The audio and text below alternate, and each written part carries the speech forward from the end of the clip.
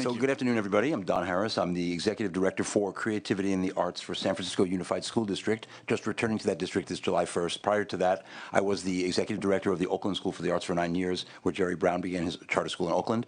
And unfortunately, I was aware of what happened in Ghost Ship, and still to this day get a pain when I hear it. So it's something to think about and talk about. I'm now the chair of the California Arts Council. I'm going on my third term, and I've been on the council for 4 years. I'm going to do this. That's right. So you can see that we were founded by our governor, the current governor, when in his first iteration, 1976. And our mission is to advance California through the arts and creativity. And some of the old stories from the early days of the council are still around. They're very funny. Peter Coyote actually talked to me at length long before I knew anything about the council. He was the second chair and was kind of a genius in a way and had a lot of interesting times. We are definitely home to more artists than any other state. It's sometimes hard to measure exactly what an artist is and who defines himself as an artist. I ask that question to people a lot. If I were to ask you right now on a census or something like that, would you be an artist? The same person in the same job may have two different answers on different days. We have awarded 30,000 grants with a total investment of $368 million since 1976. So that's kind of a big deal. So here we have the joy of what goes on in the arts. And being someone in education now for the past 25 years, I can tell the difference when I walk into a school, whether there's a robust arts program or not. Without seeing the classrooms, without seeing what's on the walls, there's a feeling in the way the kids bounce through the building. I knew that myself when I was in high school. If it wasn't for drama, it wouldn't have happened for me.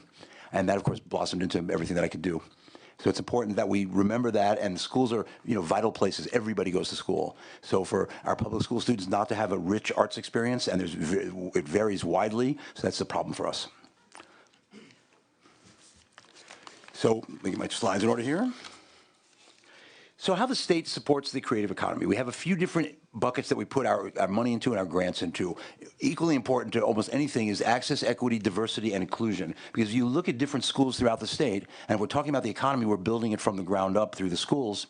We are not seeing consistency across the board in what is being offered to children in different places. And you can imagine some of the ways that that divide comes, so it can be very controversial, but that's something that every school district and everybody involved in education is working on at all times. Arts learning and engagement is taking on a broader role than ever before, because arts learning and engagement is not just about the discrete art form of learning to dance or learning to play the violin, which we think is very important. It's also about what happens in your other classes and how you approach other curriculum.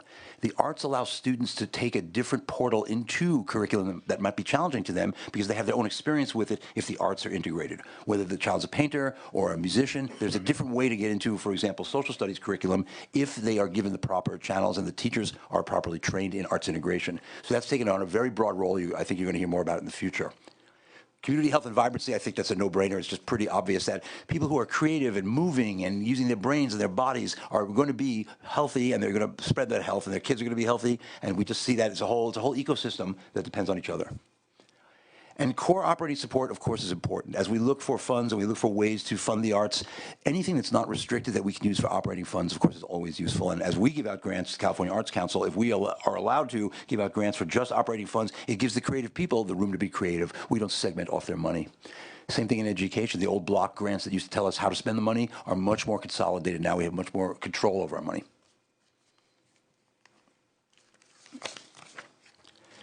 The importance of safe and affordable living spaces for artists.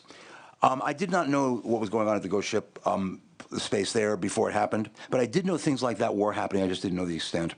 And I likened it to Haight-Ashbury in the 60s, being a San Franciscan, in that it was the same kind of thing. There was a rush of something important was happening, and we wanted to get there. I was 17 years old. I lived in Iowa. I lived in New York. I wanted to get to San Francisco and make something important happen in the world, in the Vietnam War, whatever it might be.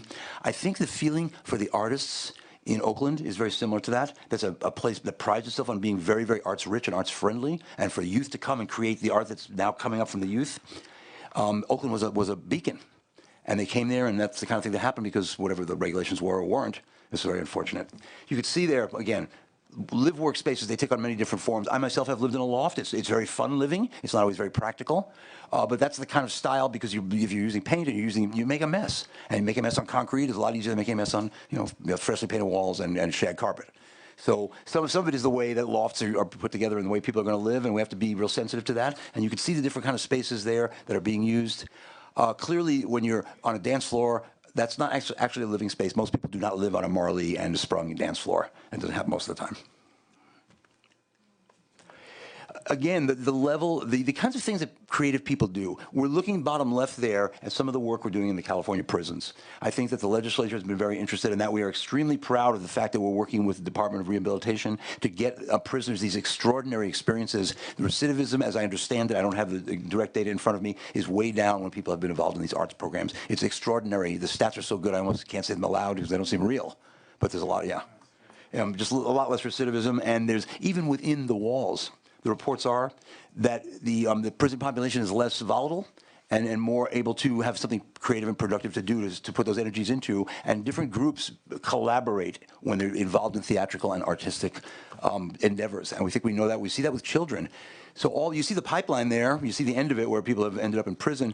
What we do in arts education, of course, is try to get to those kids before any of this happens. In fact, my very first teaching job in San Francisco was in juvenile hall back in 1990. And I spent 2 years teaching some incarcerated youth. And there were some things going on in there that were very difficult to be part of, but there was some great and fulfilling moments there where we got something out of youth and we hopefully guided them to a better place.